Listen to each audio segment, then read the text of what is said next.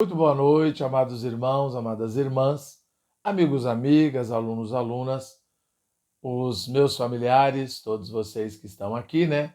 Os nossos ex-alunos, ex-alunas, os nossos alunos atuais, todos vocês. Nós somos gratos a cada um de vocês por essa participação aqui da leitura da Palavra de Deus, né? Eu vou repetir aqui para quem está chegando de repente agora. O nosso desejo, o intuito do nosso coração diante de Deus é ler o Novo Testamento inteiro e grande parte do Antigo, né? Em um vídeo a gente lê o Antigo, no outro o Novo, né? A gente foi mudando a estratégia ao longo do tempo, tá certo?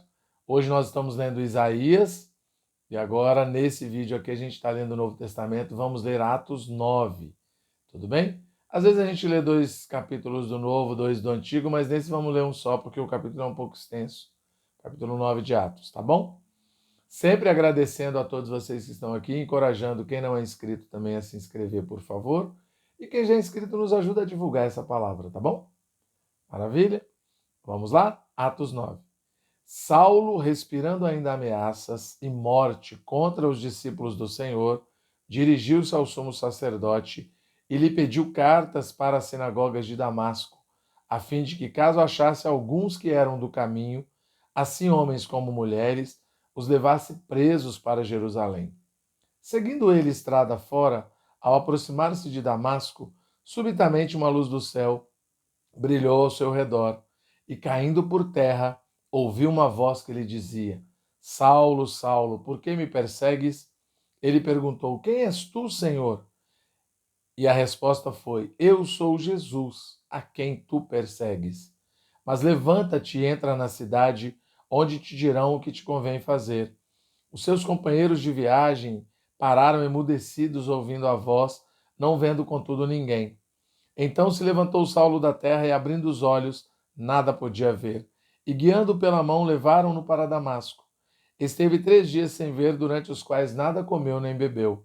Ora, havia em Damasco um discípulo chamado Ananias. Disse-lhe o Senhor numa visão: Ananias. Ao que respondeu: Eis-me aqui, Senhor. Então o Senhor lhe ordenou: Dispõe-te e vai à rua chamada que se chama Direita, e na casa de Judas procura por Saulo, apelidado de Tarso, pois ele está orando. E viu entrar um homem chamado Ananias e impor-lhe as mãos para que recuperasse a vista. Ananias, porém, respondeu: Senhor, de muitos tenho ouvido a respeito desse homem, quantos males tem feito aos seus santos em Jerusalém, e para que trouxe autorização dos principais sacerdotes para prender a todos os que invocam o teu nome.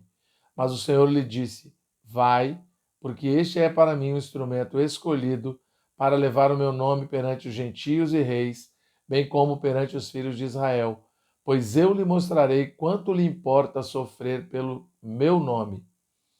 Então Ananias foi, e entrando na casa, impôs sobre ele as mãos, dizendo: Saulo, irmão, o Senhor me enviou, a saber, o próprio Jesus, que te apareceu no caminho por onde vinhas, para que recuperes a vista e fiques cheio do Espírito Santo. Imediatamente lhe caíram dos olhos como que umas escamas e tornou a ver. A seguir levantou-se e foi batizado. E depois de ter se alimentado, sentiu-se fortalecido. Então permaneceu em Damasco alguns dias com os discípulos. E logo pregava nas sinagogas a Jesus, afirmando que este é o Filho de Deus. Ora, todos os que o ouviam estavam atônitos e diziam: Não é este o que exterminava em Jerusalém os que invocavam o nome de Jesus, e para que veio precisamente para esse fim, de os levar amarrados aos principais sacerdotes?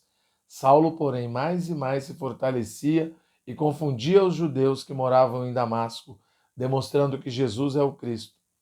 Decorridos muitos dias, os judeus deliberaram entre si tirar-lhe a vida. Porém, o plano deles chegou ao conhecimento de Saulo. Dia e noite guardavam também as portas para o matarem. Mas os seus discípulos tomaram-no de noite, colocando-o num cesto, desceram-no pela muralha. Tendo chegado a Jerusalém, procurou juntar-se com os discípulos todos, porém o temiam, não acreditando que ele fosse discípulo. Mas Barnabé tomando-o consigo, levou-o aos apóstolos e contou-lhes como ele vira o Senhor no caminho, e que este lhe falara e como em Damasco pregara ousadamente em nome de Jesus. Estava com eles em Jerusalém, entrando e saindo, pregando ousadamente em nome do Senhor. Falava e discutia com os helenistas, mas eles procuravam tirar-lhe a vida. Tendo, porém, isso chegado ao conhecimento dos irmãos, levaram-no até Cesareia e dali o enviaram para Tarso. A igreja, na verdade, tinha paz por toda a Judéia, Galiléia e Samaria, edificando-se e caminhando no temor do Senhor, e no conforto do Espírito Santo crescia em número. Passando Pedro por toda parte, desceu também aos santos que habitavam em Lida. Encontrou ali certo homem chamado Enéas, que havia 8 anos jazia de cama, pois era paralítico. Disse-lhe Pedro: Enéas, Jesus Cristo te cura. Levanta-te e arruma o teu leito. Ele imediatamente se levantou. Viram-no todos os habitantes de Lida e Sarona, os quais se converteram ao Senhor. Havia em Jope uma discípula por nome Tábita, nome este que traduzido quer dizer Dorcas. Era ela notável pelas boas obras e esmolas que fazia. Ora, aconteceu naqueles dias que ela adoeceu e veio a morrer. E depois de a lavarem, puseram-na no cenáculo. Como Lida era perto de Jope, ouvindo os discípulos que Pedro estava ali, enviaram-lhe 2 homens que lhe pedissem: não demores em vir ter conosco. Pedro atendeu e foi com eles. Tendo chegado, conduziram-no para o cenáculo. E todas as viúvas o cercaram, chorando e mostrando-lhe túnicas e vestidos que Dorcas fizera enquanto estava com elas. Mas Pedro, tendo feito sair a todos, pondo-se de joelhos, orou, e voltando-se para o corpo, disse: Tábita, levanta-te. Ela abriu os olhos, e vendo a Pedro, sentou-se. Ele, dando-lhe a mão, levantou-a, e chamando os santos, especialmente as viúvas, apresentou-a viva. Isto se tornou conhecido por toda Jope, e muitos creram no Senhor.